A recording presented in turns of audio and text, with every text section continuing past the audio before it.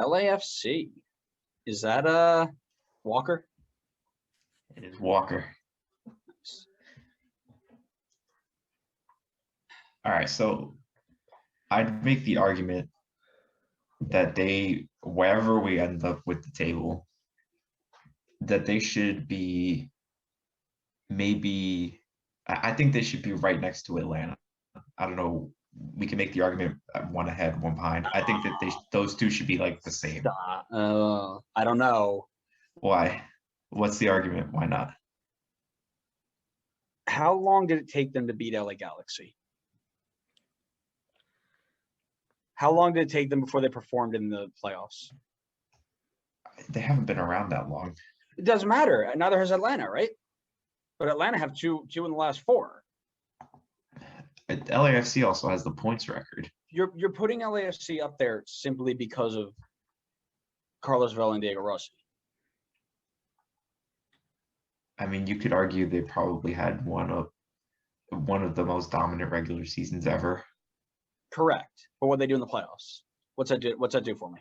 I mean, we've had this discussion. Are you everybody's admitting? go-to. Everybody's go-to is what you do in the playoffs. Or so if you're making that argument, are you admitting that MLS Cup is more valuable than the Supporters Shield? No, but this is everybody's argument. So if everybody's going to use the argument against me, I'm using it against you. So what was the reason they didn't beat the Galaxy those first couple times? Stop it. Why did I open this can of worms? Had to get them in somehow. Yes, you did.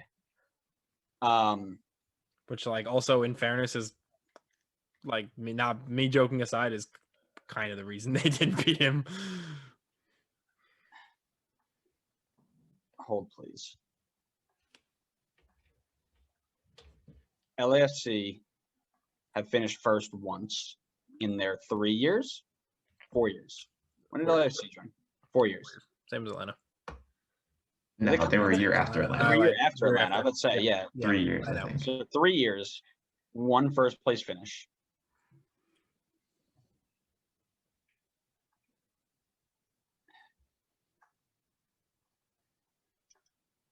But no cups and just 1 supporter shield.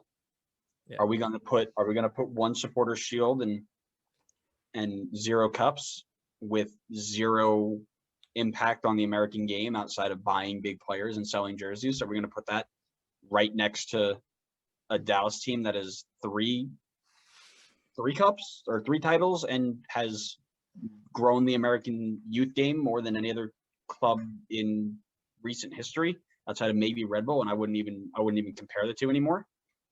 Is that really what we're going to do? I mean, if we're talking about growing the league, then they're doing essentially the same thing that Atlanta's doing. They bought young South American players to build up and sell on. They bought Carlos Vela at age 32. What do you mean? They also bought Diego Rossi. They bought Brian Rodriguez. How did Brian Rodriguez pan out for you? I'm pretty sure they made plenty of money off of him. He's on loan and he's coming back. So he's not playing. So that hasn't done anything for you. Not yet, but he's still got time. Yeah, Barco and Rodriguez can go off in the corner and go talk about how much time you guys got. Stop. This is a silly conversation. LAFC have had 3 years. They've had 1 good finish. I like how you call it a good finish. It's a little bit more than it's just a good finish in the playoffs. Or it's just a good finish in the regular season. You're taking your now LAFC do it with Carlos Red Bull Vela anger and out on LAFC. And automatically it's the world's going mad. Stop it. You're taking your Red Bull anger out on LAFC. Stop. No. This is a silly conversation. They belong between Montreal and Houston. Adam, do you agree? I'm trying to decide. So I agree with everything we just said. However, I would argue they've had a bigger impact on growing the game outside of the league than we've given them credit for, solely based on no. So solely based on the fact that if you look at who their owners are, they're all pretty well known, so they can, get publicized. You got one person that most people can name off the top of their head. Everybody else is Mia Hamm, Will Ferrell. Sure, you can get Will Ferrell. Yep. If you walked out on the street in New York City and asked who owns LAFC, They wouldn't even know who LAFC is. Most people won't answer. But if you ask somebody who's a soccer watcher, they will know Will Ferrell because it's the same thing as Matthew McConaughey in Austin. They might know Mia Hamm. That's it. So what have they done to grow the game outside of this? I don't know, because you've seen plenty on ESPN. So you've seen plenty on ESPN of like the 32-52 and that kind of stuff. So as far as they have a good fan base. Yeah, which how does that grow the game outside of the country though? No, outside of the league. Okay, so how do you grow the game outside of the league, outside of the 3,500? So I think 3,252 people that stand in that stand every day. So I think non-soccer players or non-soccer fans that would see that and that atmosphere, because I would argue there aren't any other American sports that have that or anywhere close to that, would then maybe be interested, especially if they're in the California area, because there are multiple teams that they can go watch, and they don't know that San Jose doesn't do that.